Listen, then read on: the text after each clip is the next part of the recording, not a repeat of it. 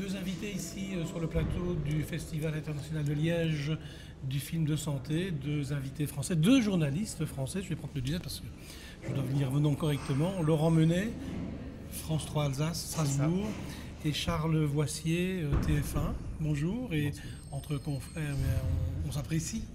En fait, vous venez présenter un film qui n'est pas un film journalistique, mais qui est un film sur un sujet très sérieux et même très douloureux, puisqu'il s'agit de la schizophrénie. Et en fait, vous avez tourné ce documentaire, on peut l'appeler comme ça, un documentaire? Absolument, oui, documentaire à Marseille. À Marseille. En fait, nous avons rejoint l'unité à Marseille qui soigne donc les schizophrènes, une dizaine de malades à peu près, et on est resté 10 jours dans cette unité. Et nous avons suivi 3 personnages qui sont, dont un en particulier auquel on s'est beaucoup attaché, pour essayer de comprendre avec un œil bienveillant, c'est un peu comme ça que je le résume, pourquoi ils sont là et la souffrance qui est la leur au quotidien et l'envie pour beaucoup de s'en sortir aussi. Et d'où vous est venue l'idée de faire ce film sur la schizophrénie?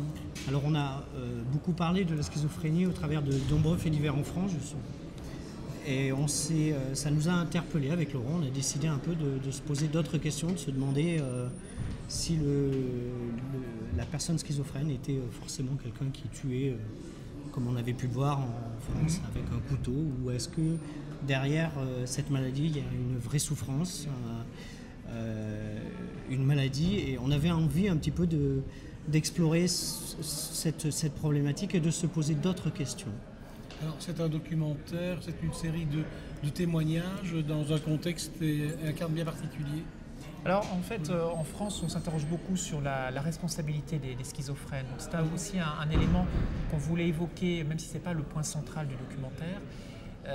Nous, on a essayé de poser un regard pour essayer de connaître un peu la souffrance de ces gens-là. Et en toile de fond, se demander si ces gens sont responsables lorsqu'ils commettent l'irréparable, sachant que statistiquement, c'est un très faible pourcentage qui va commettre cet irréparable. Mais souvent, ce sont des souffrances au quotidien, ce sont des gens qui souffrent de troubles de la perception, pour faire simple.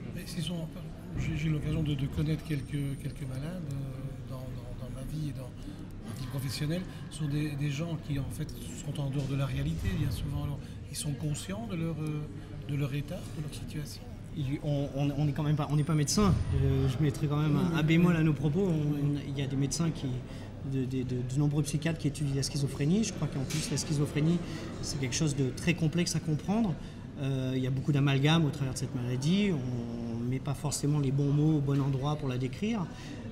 Nous, pour rejoindre ce que disait Laurent, ce qui était très important, c'était de redonner un regard humain, d'aller à la rencontre de la personne. Et pas tellement du malade après tout, de la personne. Qui est cette personne? Qu'est-ce qu'elle peut nous dire? Qu'est-ce qu'elle peut nous apprendre? Sans prétention, tout simplement lui donner la parole. Et le résultat, c'est quoi? Le résultat, c'est de se dire que ce sont des personnes qui souffrent beaucoup, qui sont en crise finalement très marginalement. C'est quelques minutes parfois, mais ce sont des moments qui sont très difficiles pour ces personnes-là. Et la schizophrénie a cela de terrible, c'est qu'on en guérit assez difficilement. Il peut y avoir ce qu'on appelle des rémissions en quelque sorte, mais c'est un peu à vie, hein, même si c'est le discours de la psychiatrie en tout cas en France. Et en plus en étant soumis à des médicaments. Absolument, qui sont assez lourds. Oui, qui sont assez lourds, oui. Et vous avez ressenti ça aussi en fait, à travers les témoignages que vous avez recueillis? Oui, je dirais même qu'en complément de ce que dit Laurent, on a eu ce sentiment qu'ils avaient envie qu'on les écoute parfois, qu'on leur parle, et qu'on sorte de ces images stigmatisantes de la schizophrénie, de ces images, de ces portraits de malades qu'on voit au quotidien. Alors bien sûr, quand on est victime d'un fait divers et qu'un schizophrène a tué, on comprend, on mesure la douleur, on peut comprendre, mais peut-être qu'à un moment donné, on peut se donner un tout petit peu de place pour essayer de comprendre ce que vous disiez. On est malade, on n'a peut-être pas la bonne perception des choses et quelle est notre responsabilité, quelle est notre vision des choses. C'est un peu tout ça. Enfin, on n'en est pas sorti indemne, ça c'est sûr.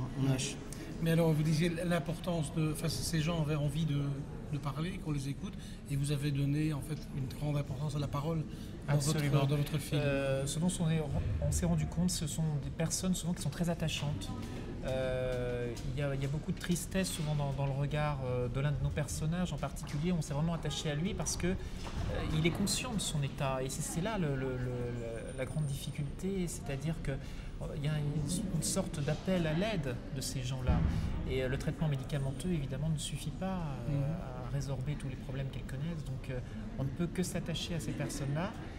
Et il y a beaucoup de souffrance. Ouais. Et oui, ce Paul que vous avez suivi plus particulièrement, il arrive à mener une vie plus ou moins normale je ne sais pas si on peut parler de vie normale. C'est compliqué. Ce qu'il y a de chose, c'est qu'il nous a donné l'envie de lui parler, l'envie de l'écouter, l'envie de le comprendre.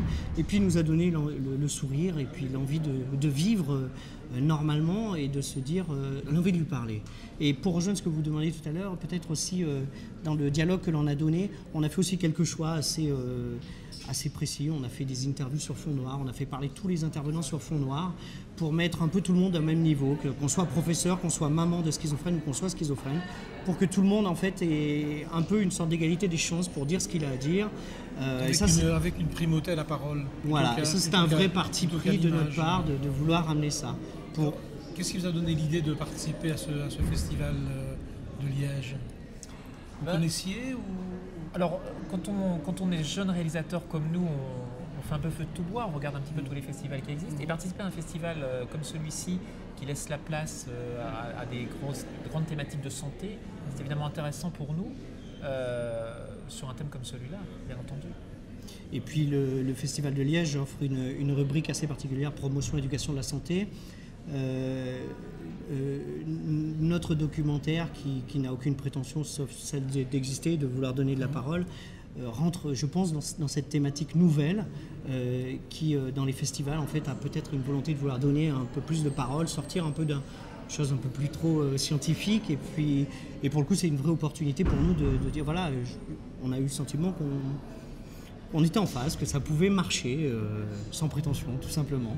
Très bien, mais d'ailleurs je vais vous laisser parce que je pense que la projection c'est dans quelques minutes. Donc merci d'être passé. Merci beaucoup. Merci beaucoup. Sur le plateau et bonne chance et bonne continuation. Merci beaucoup. Au revoir.